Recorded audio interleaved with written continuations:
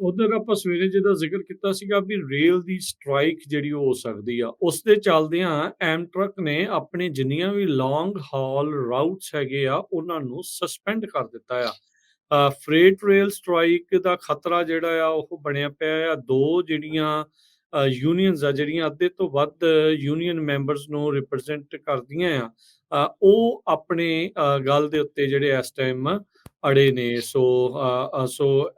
ਜਿਹੜਾ ਹਰਜੋਤ ਸਿੰਘ ਜੀ ਐਮਟਰੈਕ ਕਹਿੰਦੇ ਆ ਵੀ ਉਹ ਕੁੱਲ 700 ਮੀਲ ਦਾ ਟਰੈਕ ਓਨ ਤੇ ਮੇਨਟੇਨ ਕਰਦੇ ਨੇ ਨਾਰਥ ਵੈਸਟ ਕੋਰੀਡੋਰ ਦੇ ਵਿੱਚ, ਬੋਸਟਨ ਤੋਂ ਵਾਸ਼ਿੰਗਟਨ ਦੇ ਵਿੱਚ। ਸੋ ਕੁੱਲ ਉੱਦਾਂ ਇਹਨਾਂ ਦਾ 2200 ਮੀਲ ਦਾ ਸਿਸਟਮ ਹੈਗਾ ਆ। ਸੋ ਫਰੇਟ ਜਿਹੜੇ ਆ ਰੇਲ ਰੋਡਸ ਦੇ ਦੁਆਰਾ ਜਿਹੜਾ ਮੇਨਟੇਨ ਕੀਤਾ ਜਾਂਦਾ ਹੈ। ਸੋ ਕਹਿੰਦੇ ਆ ਵੀ ਜੇ ਕਹਿੰਦੇ ਵੀ ਇਹ ਸਟ੍ਰਾਈਕ ਐਕਚੁਅਲ ਦੇ ਵਿੱਚ ਹੋ ਜਾਂਦੀ, ਜਿਹੜਾ ਫਰਾਈਡੇ ਤੱਕ ਦਾ ਕੂਲਿੰਗ ਪੀਰੀਅਡ ਹੈਗਾ, ਉਸ ਤੋਂ ਬਾਅਦ ਦੇ ਵਿੱਚ ਤਾਂ ਐਮਟਰੈਕ ਦੀ ਕੰਮਕਾਜ ਦੇ ਉੱਤੇ ਵੀ ਕਾਫੀ ਜ਼ਿਆਦਾ ਪ੍ਰਭਾਵ ਪਵੇਗਾ। ਸੋ ਇਸ ਤੋਂ ਪਹਿਲਾਂ ਵੀ ਲੋਕ ਕਹਿੰਦੇ ਵੀ ਵਿੱਚ ਵਿਚਾਲੇ ਕਿਤੇ ਫਸ ਜਾਣ, ਉਹਨਾਂ ਨੇ ਪਹਿਲਾਂ ਹੀ ਆਪਣੀਆਂ ਜਿਹੜੀਆਂ ਲੌਂਗ ਰਾਊਟਸ ਹੈਗੇ ਐਮਟਰੈਕ ਦੇ, ਉਹਨਾਂ ਨੂੰ ਸਸਪੈਂਡ ਕਰ ਦਿੱਤਾ ਆ। ਸਸਪੈਂਡ ਹੋਣ ਵਾਲੇ ਰਾਊਟਸ ਦੇ ਵਿੱਚ Chicago to LA, Chicago to Seattle, Chicago to San Francisco ਕੁਛ ਜਿਹੜਾ ਇਲਾਕਾ ਲਾਸ ਐਂਜਲਸ ਤੋਂ ਸੈਨ ਐਂਟੋਨੀਓ ਦੇ ਰਾਊਟਸ ਆ, ਉਹਨਾਂ ਨੂੰ ਇਹਨਾਂ ਨੇ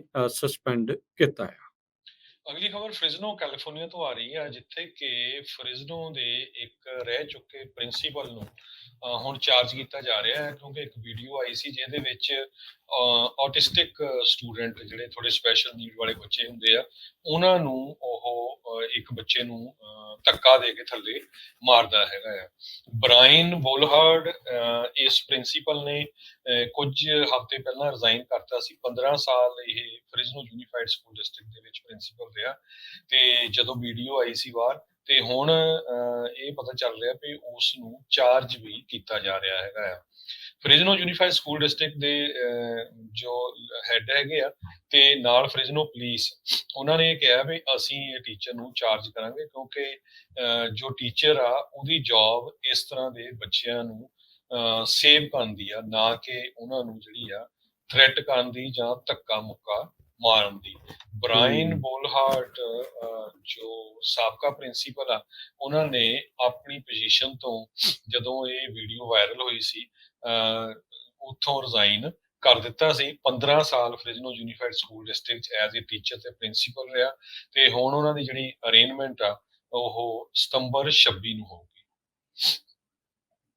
ਜੀ ਬਿਲਕੁਲ। ਅਗਲੀ ਜਿਹੜੀ ਹਰਜੋਤ ਸਿੰਘ ਜੀ ਗੱਲ ਕਰਦੇ ਜਾਈਏ, ਕਹਿੰਦੇ ਵੀ ਹਾਈਵੇ 41 ਨੂੰ ਐਕਸਪੈਂਡ ਕਰਨ ਦੇ ਲਈ ਇੱਕ ਵਾਰੀ ਫੇਰ ਆਵਾਜ਼ ਜਿਹੜੀ ਉਹ ਚੁੱਕੀ ਗਈ ਆ।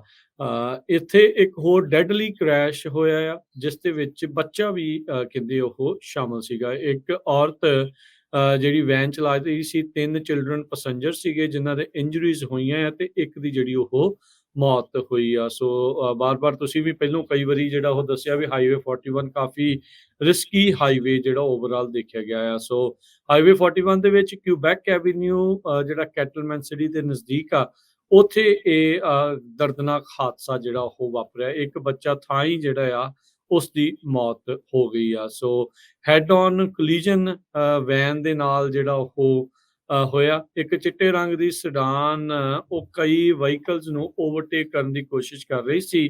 ਸਪੇਸ ਨੂੰ ਉਸਨੇ ਮਿਸਜੱਜ ਡਰਾਈਵਰ ਨੇ ਕੀਤਾ, ਤੇ ਵੈਨ ਦੇ ਨਾਲ ਹੈਡ ਔਨ ਕੋਲੀਜਨ ਜਿਹੜਾ ਹੋਇਆ। 3 ਬੱਚਿਆਂ ਦੇ ਜਿਹੜੀਆਂ ਆ ਉਹ ਸੱਟਾਂ ਲੱਗੀਆਂ। ਉਹਨਾਂ ਦੀ ਮਾਂ ਜਿਹੜੀ ਉਹ ਵੈਨ ਚਲਾ ਰਹੀ ਸੀ, ਤੇ ਇੱਕ ਬੱਚੇ ਦੀ ਥਾਈਂ ਜਿਹੜੀ ਉਹ ਮੌਤ ਹੋ ਗਈ ਹੈਗੀ ਆ। ਸੋ ਕਹਿੰਦੇ ਵੀ ਜਿਮ ਪੈਟਰਸਨ ਜਿਹੜੇ ਅਸੈਂਬਲੀ ਮੈਂਬਰ ਹੈਗੇ ਆ, ਉਹਨਾਂ ਨੇ ਕਿਹਾ ਵੀ ਇਹ ਜਿਹੜਾ ਹਾਈਵੇ ਸਿਸਟਮ ਹੈ, ਇਸ ਦੇ ਵਿੱਚ ਅਨਸੇਫ ਗੈਪਸ ਹਨ, ਤੇ ਇਹ ਕਹਿੰਦੇ ਵੀ ਇਸ ਦਾ ਇੱਕ ਵਾਰੀ ਫਿਰ ਉਦਾਹਰਣ ਆਪਣੇ ਸਾਹਮਣੇ ਆ। ਸੋ ਇਸ ਨੂੰ ਕਹਿੰਦੇ ਆ ਵੀ ਕਦੋਂ ਤੋਂ 2 ਲੇਨਸ ਦੇ ਵਿੱਚ ਈਚ ਡਾਇਰੈਕਸ਼ਨ ਦੇ ਵਿੱਚ ਐਕਸਪੈਂਡ ਕਰਨ ਦੀ ਗੁਹਾਰ ਅਸੈਂਬਲੀ ਮੈਂਬਰ ਜਿਮ ਪੈਟਰਸਨ ਲਗਾ ਰਹੇ ਆ।